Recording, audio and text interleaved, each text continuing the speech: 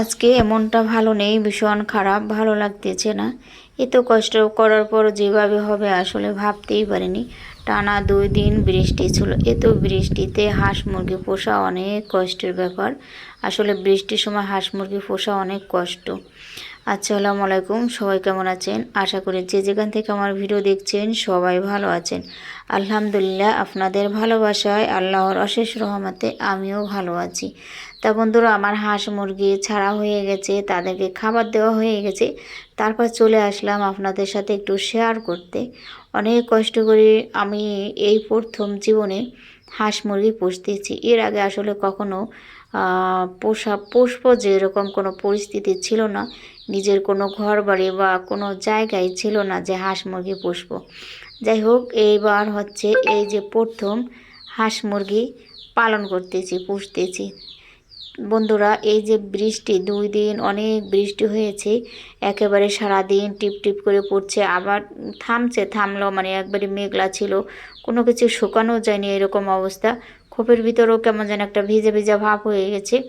আর হাঁস মুরগিগুলো কতক্ষণ যায় ভিজে, আবার গা শুকায়, আবার ভিজে, এরকম করছে এই 2 দিন। যাই হোক, এই যে আমার হাঁসের বাচ্চা, মানে বৃষ্টিতে ভিজছিল তো ঠান্ডা লেগে গেছে মনে হয়, জানি না। তবে কালকে একেবারে ভালো ছিল, যখন সন্ধ্যাবেলা খোপে দিয়েছি তখন একবার ভালো ছিল।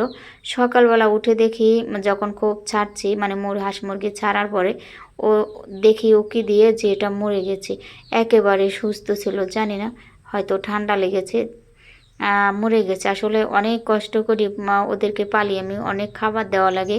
এর আগে 2 দিন আগে আরও একটা মুরগি মারা গেছে, সেটার আপনাদের সাথে শেয়ার করা হয়নি। একটা মুরগিও মারা গেছে, খুবই কষ্ট লাগতেছে। দেখেন, চীনার হাঁস, এটা চীনার হাঁস, 5টা ছিল, একটা মারা গেছে। আর মুরগি হচ্ছে একটা তো বেজি না কিতে জানি নিয়ে গেছে, সেটাও শেয়ার করা হয়নি। তারপর হচ্ছে একটা আবার কালকের আগের দিন একটা আবার মুরগিও মারা গেছে।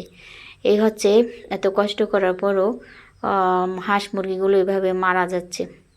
যাই হোক, করার কিছু নাই, মোড়ে টোরে যা থাকে আলহামদুলিল্লাহ, কী আর করবো বলেন।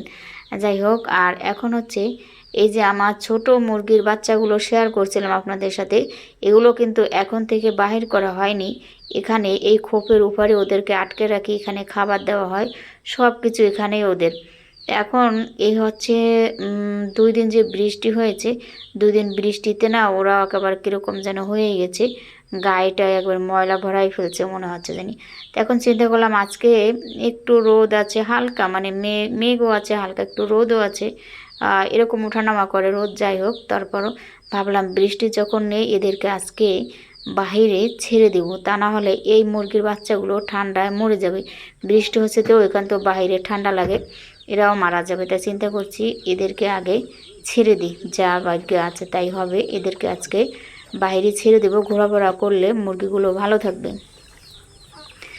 তা বন্ধুরা, এই যে সবগুলো মুরগি নিয়ে চলে আসলাম, ওদেরকে ছেড়ে দেব।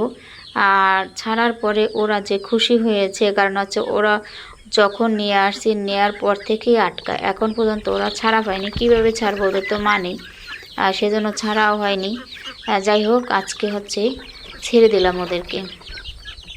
ওরা ছাড়া পেয়ে খুব খুশি, অনেক খুশি, দৌড়োদৌড়ি করতেছে, খুব খুশি ওরা। যাই হোক বন্ধুরা, যারা আছেন আমার ভিডিও দেখছেন, প্লিজ একটা লাইক দিয়ে দেন, ভালো লাগলে শেয়ার করে দিবেন।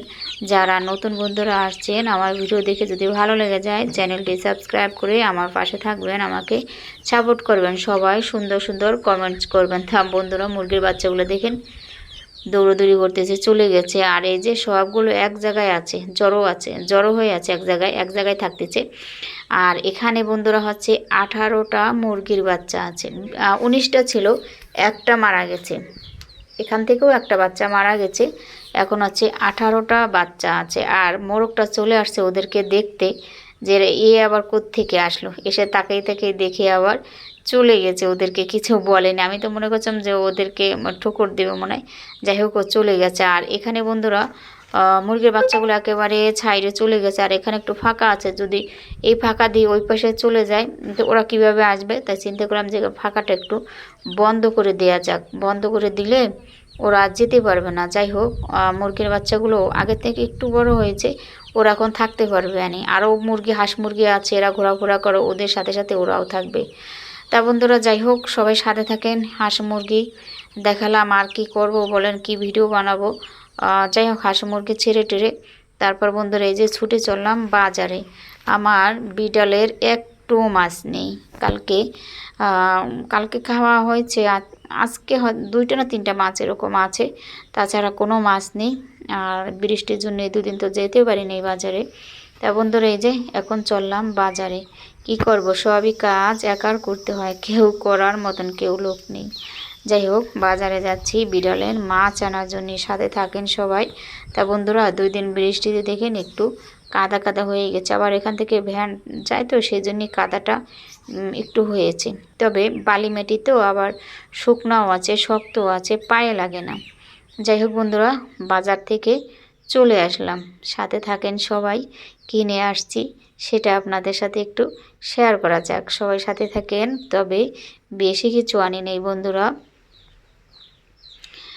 কি নিয়ে আসছি সাথে থাকেন। বিড়ালের মাছ তো আনছি, তাছাড়া আর কি নিয়ে আসছি সাথে থাকেন সবাই। বন্ধুরা যারা এই পর্যন্ত আছেন, লাইক এখনও দেন নাই, মনে করিয়ে দিলাম, প্লিজ একটা লাইক দিয়ে দেন। দেখেন আমার বিড়ালটা খাওয়ার জন্যই মানে কীরকম করতেছে, ওর অনেক ক্ষুধা লাগছে। সকালে খাবার দিয়েছিলাম, তবে ওর হয়নি, ওর অনেক ক্ষুধা লাগতেছে এখন। যাই হোক, ওর জন্য মাছ নিয়ে আসছে, ওকে তো দিবই। আর এই যে গরম গরম সিঙ্গারা ভাজতেছিল, সেখান থেকে গরম গরম সিঙ্গারা নিয়ে আসছি।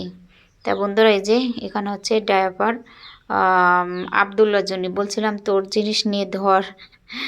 যাই হোক, ওটা নিয়ে আসছি। আর হচ্ছে পেঁয়াজ নিয়ে আসছি। তা বন্ধুরা পেঁয়াজ আর হচ্ছে আলু, আমি মানে বাসায় আসার আমাদের ওই রাস্তার ওখানে দেখি আলু পেঁয়াজ, আমি বাজার থেকে নিয়ে আসিনি, ওখান থেকে হচ্ছে নিয়ে আসছি। কারণ বাজার থেকে আনতে গেলে অনেক কষ্ট হয়, দেখি ভ্যান গাড়িতে নিয়ে যাচ্ছে, মানে আমাদের বাসার সামনে, মানে মাটির রাস্তা থেকে পাকা রাস্তা ওখানে।